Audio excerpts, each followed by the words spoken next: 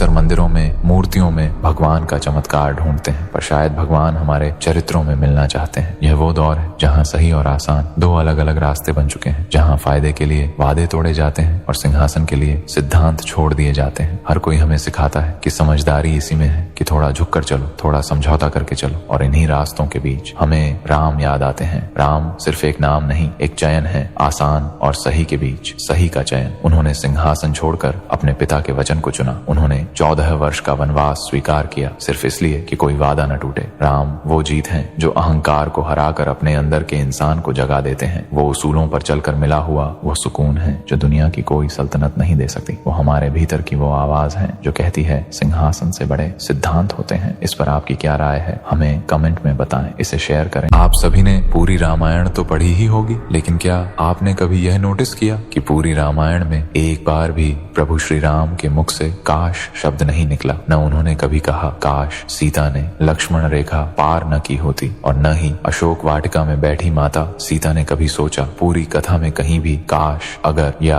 क्यों जैसे शब्द सुनाई नहीं देते। कहीं यह नहीं दिखता कि राम ने कहा हो लक्ष्मण तुमने ऐसा क्यों किया, या पिताजी ने मुझे वनवास क्यों दिया। जरा इस पर गहराई से सोचिए। बस यही एक मौन, एक साधारण पुरुष और एक पुरुषोत्तम के बीच का भेद बता देता है। हमारा पूरा जीवन काश और क्यों के बीच बीत जाता है। हम अतीत के पछतावे और भविष्य की चिंता में अपने वर्तमान की ऊर्जा को भस्म कर देते हैं। लेकिन प्रभु श्री राम हमें यही सिखाते हैं कि जो हो चुका है या जो होने वाला है उस पर तुम्हारा नियंत्रण नहीं है। तुम्हारा नियंत्रण केवल तुम्हारे आज पर है, तुम्हारे वर्तमान पर है। इसलिए अपने वर्तमान को इतनी शक्ति और धर्म से जियो कि अतीत का कोई पछतावा तुम्हें छू न सके और भविष्य की कोई चिंता तुम्हें डिगा न सके। इस पर आपकी क्या राय है, हमें कमेंट में बताएं, इसे शेयर करें। जब रावण ने हनुमान को लंका में बांध कर खड़ा किया, उसने कहा देख मैंने तुझे बांध दिया है, मृत्यु को भी तेरे सामने खड़ा कर दिया, तेरी मौत मैं तेरे सामने रखता हूँ। हनुमान ने दीनता से कहा हे रावण तुम तो बड़े चतुर और विद्वान हो, पर अपनी बुद्धि का विवेक करो और मेरे राम के चरणों में लग जाओ। रावण बोला तुझे उपदेश देने वाले को क्या मिलता है, मृत्यु। मैं एक ही समय में तेरा अंत कर सकता हूँ, मैं तुझे क्षण भर में मिटा दूंगा, मैं लंका को तबाह कर सकता हूँ। हनुमान मुस्कुराए और बोले मैं राम का दूत हूँ, उनका सेवक, पर मेरा राम कभी बंधा नहीं, वह तीनों लोकों का स्वामी है और अपने भक्तों की रक्षा करता है। हनुमान ने दिखा दिया कि सच्ची निष्ठा में कितनी ताकत होती है। उसके एक स्वर में वीरता, समर्पण और अनंत शक्ति थी। यदि तुम्हें सेवक बनना है तो किस तरह बनना है? क्या सेवक बस नाम के लिए कहलाता है या कर्म और निष्ठा से? दिखाओ तो सही, तुम सच्चे सेवक हो या सिर्फ शब्दों के। जो अपने कर्तव्यों में निष्ठावान है वही सच्चा दूत बनता है। इस पर आपकी क्या राय है, हमें कमेंट में बताएं, इसे शेयर करें और ऐसे ही कंटेंट के लिए फॉलो करना न भूलें।